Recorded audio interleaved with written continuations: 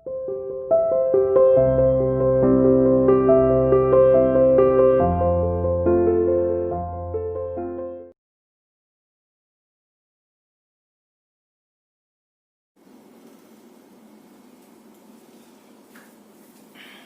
students, today we are going to start the next topic of Ohm's law, and that is resistance, and this topic is on part of the Ohm's law क्योंकि हमने Ohm's law से ही resistance को define किया था कि resistance क्या होता है, इसकी properties क्या होती है, किस पे डिपेंड करता है, वो टॉपिक हम आज पढ़ेंगे। तो बिफोर स्टार्टिंग दिस टॉपिक हम कुछ न्यूमेरिकल्स करेंगे पहले आज, which are based on the Ohm's law. मैंने आपको कल एक फॉर्मूला लिखवाया था ओम्स लॉ का, जो हमने ड्राइव किया था, वो क्या है था, R is equal to V upon में I। ये एक फॉर्मूला है बेटा, इससे तीन फॉर्मूले बन सकते हैं। जैसे हमारा फर्स्ट फॉर्मूला क्या था, V is equal to IR, second R is equal to V upon I, and V is equal to में I इज इक्वल टू में V अपॉन R। ये तीन फॉर्मूले बनने थे हमारे पास। तो इसी के बेस पे मैं क्वेश्चन ले रहा हूं, जैसे when a potential difference of 3 volt is maintained across a nichrome wire, a current of 0.75 ampere flows through the wire, find the resistance। means इस क्वेश्चन में पोटेंशियल डिफरेंस V की वैल्यू कितनी गिवन है हमें, 3 volt, and current means I कितना given है, 0.75 ampere. ठीक है जी, हमें फाइंड आउट क्या करना है कि निक्रोम वायर का रेजिस्टेंस क्या होगा। आपके पास V की वैल्यू है, I की वैल्यू है, हम क्या निकाल सकते हैं, रेजिस्टेंस। तो R is equal to V upon I, V कितना है 3 और ये कितना है 0.75, पॉइंट हटा के ऊपर क्या ले जा सकते हैं हम, 100, और ये कितना हो जाएगा 25, 3 जा 75, 25 4 जा 100, 3 से 3 कितना आ गया 4 unit Om. Is it clear? क्योंकि कई क्वेश्चंस ऐसे होते हैं जिसमें हमें रेजिस्टेंस फाइंड आउट करना होता है और हम उस क्वेश्चन को डायरेक्ट नहीं कर सकते, because we have to find out the value of current as well as potential difference in some questions. Is it clear बेटा? अब सेकंड क्वेश्चन एक इसके अंदर आ रहा है यहाँ पर, जैसे how much current will a torch bulb draw from 3 volt battery if the resistance of the bulb filament is 1.2 ohm।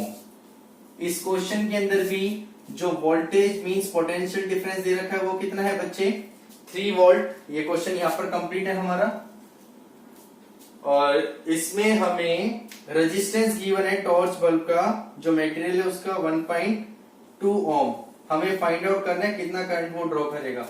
Now using this formula I is equal to V upon R, V3, और ये कितना है 1.2, point हटा के ऊपर क्या लग जाएगा 10, ये कितना हो जाएगा यहाँ पर 3 4 जा 12 और 10 upon 4, this is approximately equal to 2.5 ampere. Unit of current is ampere. So this is the questions which are based on the resistance. और भी ऐसे क्वेश्चंस है आप लोगों की जो बुक्स में, आप उससे ट्राई कीजिए, और अगर कोई क्वेश्चन सॉल्व नहीं होता तो फिर उसको हम सॉल्व करेंगे। नेक्स्ट हमारा कंसेप्ट आता है factors on which resistance depends. Factors on which resistance depend, इसको ध्यान से समझना क्योंकि कंप्लीट एक डेरिवेशन है बेटा। देखिए, जो रेजिस्टेंस होता है, it is the property of a material of a substance which always resist the flow of electric current, या which always oppose the flow of electric current. आपको इसकी यूनिट बताई थी मैंने, क्या होती है जी, ओम। अब हम ये देख रहे हैं कि कौन कौन से फैक्टर्स है जिन पर रेजिस्टेंस डिपेंड करता है। There are 4 factors on which resistance of a conductor depend. First यहां पर ले रहा हूं, मैं एक्सप्लेन करता जा रहा हूं साथ के साथ। पहला ले रहा हूं इसमें फैक्टर लेंथ। पहला क्या ले रहे हैं हम, लेंथ। बहुत ध्यान से समझना इसको। Resistance is directly proportional to length, equation number 1। इसको हम थोड़ा सा छोटे उसमें कर रहा हूं ताकि आगे भी इसको सोल्व कर सके हम। First factor length, resistance is directly proportional to length, this is 1। Means If we increase the length of a conductor, then resistance will also increase. अगर हम लेंथ इंक्रीज करेंगे तो रेजिस्टेंस भी क्या होगा बच्चे, इंक्रीज हो जाएगा. And if we decrease the length, resistance will be decrease. For example देखिए, एक मेरे पास ये वायर है और एक मेरे पास ये वायर है. ठीक है, दोनों same area of cross section है, दोनों का सेम मटेरियल की. मैं यहां से इसमें से करंट पास करवा रहा हूं आई, और यहां से इसमें से सेम करंट पास करवाया आई. बाहर किसमें से जल्दी निकलेगा करंट? भाई ऑब्वियसली बात है, इसकी लेंथ छोटी तो कवर जल्दी करके बाहर निकलेगा. इसकी लेंथ ज्यादा है तो वही करंट इसमें से थोड़ा सा लेट बाहर निकलेगा. क्यों लेट बाहर निकल रहा है? मतलब मींस करंट को बाहर निकलने में रुकावट हो रही है, रेजिस्टेंस प्रोड्यूस हो रहा है. किसकी वजह से हो रहा है जी? लेंथ इंक्रीज कर दी यहां पर, और यहां पर लेंथ क्या थी? कम. तो we can say that as we increase the length, resistance will also increase. As we decrease the length, resistance will also decrease. So you can say that if we double the length, resistance will be double. If we half the length, resistance will be half. पानी का एक pipe का भी आप example ले सकते हैं. एक तो पानी का पाइप है, छोटा सा, एक बड़ा पाइप है. यहां से आपने टैप ऑन की, तो टैप ऑन करते के साथ ही इस पाइप में से पानी बाहर पहले निकलेगा, इस पाइप में से पानी बाहर निकलेगा, इसमें से, क्योंकि पाइप की लेंथ छोटी है, पानी को बाहर निकलने में रुकावट कम हो रही है. तो पानी जो वाटर है, it is just like the electric current, और it is just like the condition which indicate the resistance, कि रेजिस्टेंस हाई है या लो है. जिसमें से जल्दी पानी बाहर निकल रहा है इसका मतलब कम रुकावट है, तो रेजिस्टेंस कम है. और जिसमें से पानी लेट बाहर निकल रहा है, रेजिस्टेंस क्या है वहां पर? ज्यादा. तो अगर हम लेंथ को इंक्रीज करेंगे बेटा, तो रेजिस्टेंस भी क्या होगा? इंक्रीज होगा. If we decrease the length, resistance will also decrease. Clear? Second factor, second आता है बच्चे इसमें एरिया ऑफ क्रॉस सेक्शन, इसको ए से डिनोट करते हैं. क्या आता है? Area of cross section. Area of cross section क्या होता है? किसी भी मटेरियल, मेटल जो होती है, वायर जो होती है, उसकी आउटर एरिया, जो इनको बोलते हैं एरिया ऑफ क्रॉस सेक्शन. ये तो देखिए, रेजिस्टेंस जो होता है हमेशा, it is inversely proportional to area of cross section. Means if we increase the area of cross section, resistance will be decrease, and if we decrease the area of cross section, resistance will be increase. दोनों उल्टे हैं एक दूसरे के. Area of cross section ज्यादा होगा, resistance कम. Area of cross section कम हो जाएगा, रेजिस्टेंस ज्यादा. इस टॉपिक को समझाने से पहले, means area of cross section का फैक्टर समझाने से पहले, आप पर एक एग्जांपल लेता हूं. ठीक है जी? आप लोगों के जैसे सपोज करो स्कूल की छुट्टी हुई, सभी बच्चों के लिए एक क्लासरूम में जो गेट होता है बाहर की तरफ, हमने वो गेट ओपन किया, ओनली वन गेट. तो क्या उस गेट में से बच्चे जितनी स्पीड से बाहर आते उतनी स्पीड से आ पाएंगे? नहीं जा पाएंगे. क्यों नहीं जा पाएंगे? क्योंकि रास्ता कम है. रास्ता कम है तो रुकावट प्रोड्यूस हो रही है, रुकावट हो रही है, उसमें रेजिस्टेंस प्रोड्यूस हो रहा है. तो जिससे हम जिस स्पीड से बच्चे जा रहे थे छुट्टी के टाइम, क्या वो स्पीड मेंटेन हो पाएगी? नहीं. बच्चे बहुत धीरे धीरे निकले. क्यों? कंजेस्टेड हो गए बहुत ज्यादा. एक हमने चैनल वाला गेट ओपन कर दिया. चैनल वाला गेट ओपन होते के साथ ही एरिया क्या हो गया? ज्यादा. तो क्या होगा? बच्चे स्पीड से जा रहे हैं बाहर, जल्दी जल्दी जा रहे हैं, क्योंकि एरिया क्या कर दिया? ज्यादा कर दिया, और ज्यादा रास्ते से वो बाहर निकल रहे हैं. सेम चीज करंट के अंदर आती है बेटा. जो वायर है, एक तो सपोज करो मेरे पास ये वायर है और एक मेरे पास है ये वायर. ठीक है जी? दोनों में से अगर हम करंट पास करवाते हैं, ये करंट इसमें से पास हो रहा है और सेम ये करंट इसमें से पास हो रहा है, तो आप यहां खुद ही देख सकते हैं इजीली किसमें से बाहर निकलेगा? इसमें से बाहर निकलेगा. करंट के इजीली बाहर निकलने का मतलब है कि वहां पर जो रेजिस्टेंस है वो क्या है? लेस रेजिस्टेंस, रुकावट कम हो रही है, इसलिए करंट इजीली जा रहा है. यहां पर एरिया ऑफ क्रॉस सेक्शन कम हुआ तो रेजिस्टेंस क्या हो गया? हाई, जिसकी वजह से करंट इजीली बाहर नहीं निकल पा रहे. तो आप क्या बोल सकते हैं कि जो रेजिस्टेंस है, it is always inversely proportional to the area of cross section. If we increase the area of cross section, resistance will be decrease. If we decrease the area of cross section, resistance will be increase. एक और point, area of cross section अगर circular होता है इस form में तो उसका formula put करना पड़ता है बच्चे हमें पाई आर स्क्वायर। किस केस में? इफ द एरिया या cross sectional area of the wire is circular, तो हम क्या पुट करेंगे? पाई आर स्क्वायर। देखिए रेजिस्टेंस अगर मैं यहां पर पुट करता हूं पाई आर स्क्वायर, और दूसरा रेडियस आपको पता है क्या होती है जी? डायमीटर का हाफ। अगर मैं यहां पर पुट करूं रेजिस्टेंस इज प्रोपोर्शनल टू पाई, और यहां पर रेजिस्टेंस की जगह रेडियस की जगह डायमीटर करो तो इसका स्क्वायर, तो ऊपर जाके क्या हो जाएगा? 4 अपॉन में पाई डी स्क्वायर। क्या हो गया? 4 upon pi D square. Means कि अगर हम रेडियस को, जो एरिया रेजिस्टेंस है वो क्या है? Inversely proportional to the square of radius. अगर रेडियस डबल होगी तो एरिया ऑफ क्रॉस सेक्शन, ये रेजिस्टेंस क्या हो जाएगा? 1/4। कितना हो जाएगा? 1/4। और अगर रेडियस हमने क्या की? हाफ की, तो रेजिस्टेंस कितना हो जाएगा बेटा? 4 टाइम्स। कितना हो जाएगा? 4 टाइम्स, क्योंकि स्क्वायर चल रहा है और क्या है? इनवर्सली प्रोपोर्शनल है। ये क्वेश्चन जो मैं आपको बता रहा हूं इट इज एमसीक्यूज क्वेश्चन और most important question for your final exam.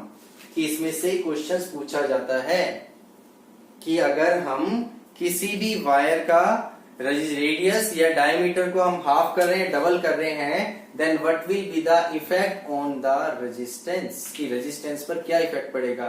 तो आपको आंख बंद करके सिर्फ एक बात कंसंट्रेट करनी है, उस टाइम सोचनी है कि भाई जो रेजिस्टेंस है वो हमेशा स्क्वायर ऑफ रेडियस के इनवर्सली प्रोपोर्शनल होता है।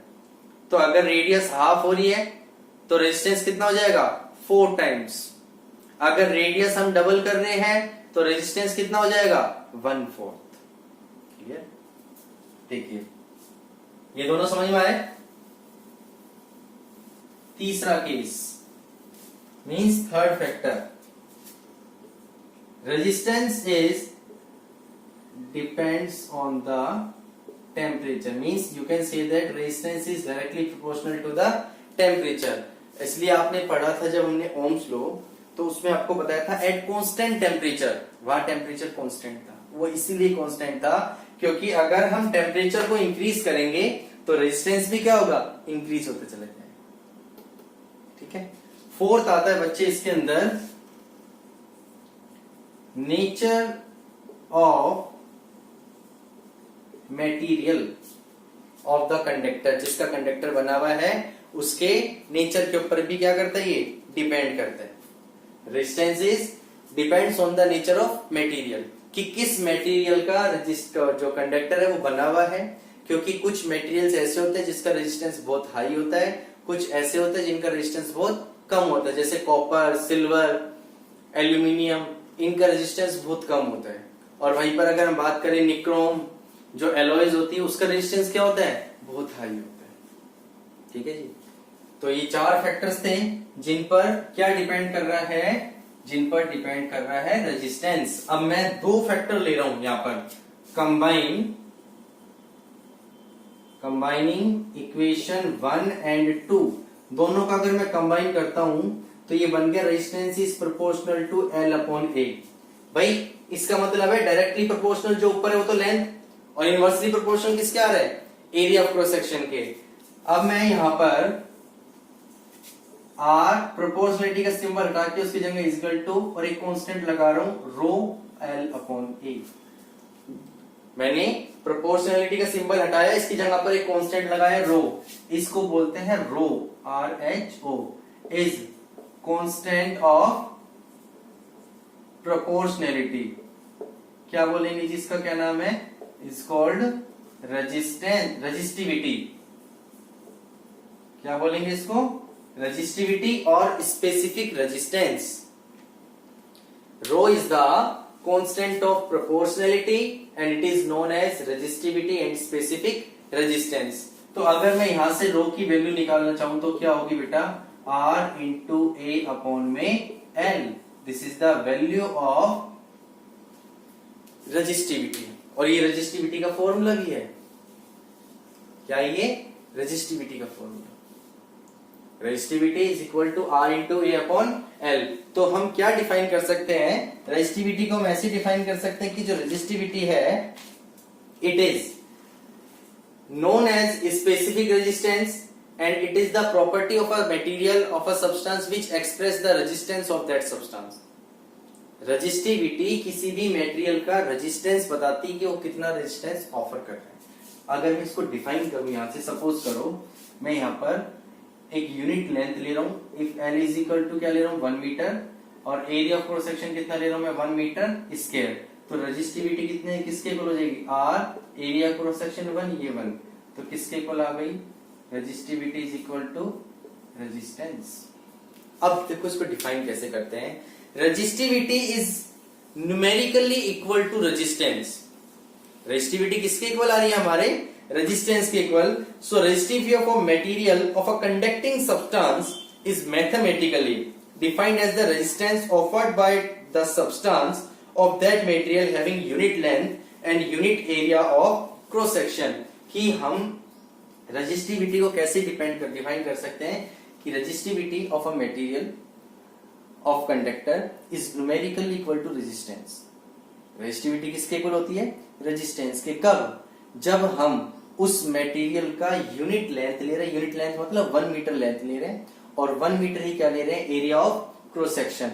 तो उस मटेरियल का जो रेजिस्टेंस होगा बच्चे वही क्या बन जाएगी उसकी resistivity. Resistivity is numerically equal to resistance of a substance of unit length and having unit area of cross section, this is known as resistivity. और दूसरा, अगर हम दूसरी डेफिनेशन बताएं, it may also be defined as the resistance offered by a unit cube of that material for the flow of current across the opposite faces. कि हम एक unit means 1 metre का क्यूब ले रहे हैं, हम उसके अपोजिट फेसेस में जितना भी करंट फ्लो हो रहा है, तो जो उसका रेजिस्टेंस है रेजिस्टिविटी हमेशा उसके इक्वल होगी, क्योंकि यूनिट क्यूब का मतलब सारी लेंथ ही 1 मीटर होगी इसमें। अब कई बच्चों में कंफ्यूजन होती है कि सर हम समझ नहीं पाते कि रेजिस्टिविटी और रेजिस्टेंस में डिफरेंस क्या होता है। देखिए आप बिल्कुल फ्रेश माइंड से समझो उसको। रेजिस्टेंस एक कैरेक्टरिस्टिक्स है जो वेरी हो सकती है, चेंज हो सकती है, बट रेजिस्टिविटी हमेशा मटेरियल की होती है, कभी भी कंडक्टर की नहीं होती। जिस मटेरियल का वो कंडक्टर बना रहे हो रेजिस्टिविटी उसकी होती है, बेटा ध्यान रखना। सपोज करो, देखिए आपके पास एक सिल्वर की वायर है, क्या है, सिल्वर की वायर है। आप अगर उस वायर की लेंथ को डबल कर दोगे, क्या अगर हमने वह लेंथ को डबल किया तो क्या वो सिल्वर से गोल्ड की होगी, नहीं। कॉमन सी बात है, किसकी रहेगी, सिल्वर की रहेगी, चाहे उसकी लेंथ डबल कर दे या ट्रिपल कर दे। तो सेम वही चीज बताना चाह रहा हूं मैं, अगर मैं उसकी लेंथ को डबल करूंगा तो उसका रेजिस्टेंस चेंज हो जाएगा, क्योंकि रेजिस्टेंस क्या है, लेंथ के डायरेक्टली प्रोपोर्शनल। बट उस मटेरियल के अंदर किसी तरह का कोई चेंजमेंट नहीं होगा, मींस जो उसकी रेजिस्टिविटी है वो हमेशा फिक्स रहेगी। There is no any change in the resistivity of that material.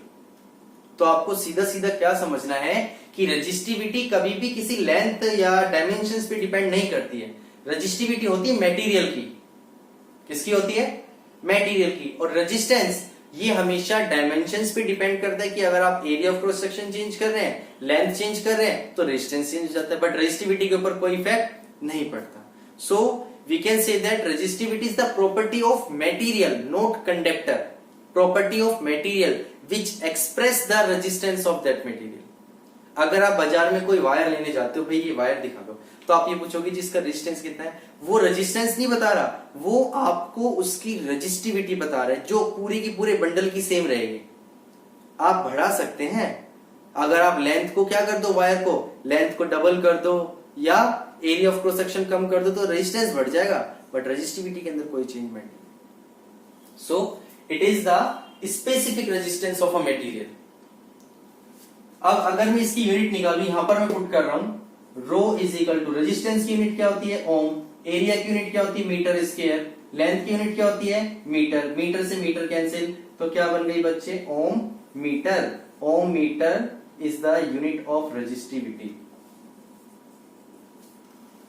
Om metre क्या है, unit of resistivity SI unit.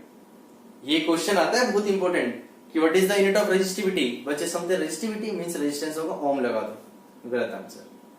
So the unit of resistivity is always ohm metre and the unit of resistance क्या होती है हमेशा, ओम। इसके बाद देखिए CGS unit की बात करें तो हम क्या लिख सकते हैं यहां पर, ओम सेंटीमीटर, वो स्मॉल यूनिट हो जाएगी। समझ में आया जी। अब आता है कि भाई ऐसे कौन कौन से फैक्टर हैं जिस पे रेजिस्टिविटी डिपेंड करती है, factors on which resistivity depend.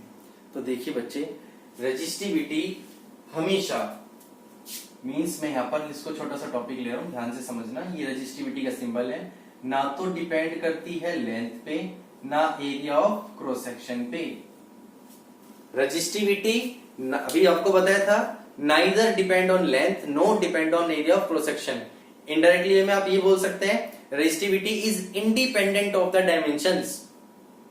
किसी डायमेंशंस का उस पर कोई इफेक्ट नहीं पड़ता, वो हमेशा सेम रहती है, but still it depends on one factor, that is the temperature. If we increase the temperature, resistivity will also increase. Means temperature को change करने से resistivity के ऊपर कुछ little bit effect पड़ता है। समझ में आया? So this is the complete topic of resistivity। और मैं आपको जब next इसकी क्लास लूंगा तो उसमें कुछ factors बताऊंगा बेटा कि रेजिस्टिविटी का यूज क्या होता है, रीजनेबल क्वेश्चंस कैसे बनते हैं, और उसी के साथ साथ फिर हम करेंगे इसके न्यूमेरिकल। दोनों के न्यूमेरिकल्स कंबाइन करेंगे, रेजिस्टेंस के भी और रेजिस्टिविटी के भी। एक न्यूमेरिकल एग्जाम में जरूर पूछा जाता है और डेफिनेटली 100% इस टॉपिक में से एक क्वेश्चन आपके एग्जाम में आएगा। चाहे वो कोई एमसीक्यूज आ सकता है, 3 मार्क्स का क्वेश्चन आ सकता है। तो आपको जो भी फैक्टर्स हैं रेजिस्टिविटी के वो अच्छे से आपको घर पर रीड करने हैं, समझने हैं। किसी भी टॉपिक में कोई डाउट होता है तो फिर हम उसमें यहाँ क्लियर करेंगे। ठीक है, सो थैंक यू बच्चे, God bless you, stay home, stay safe.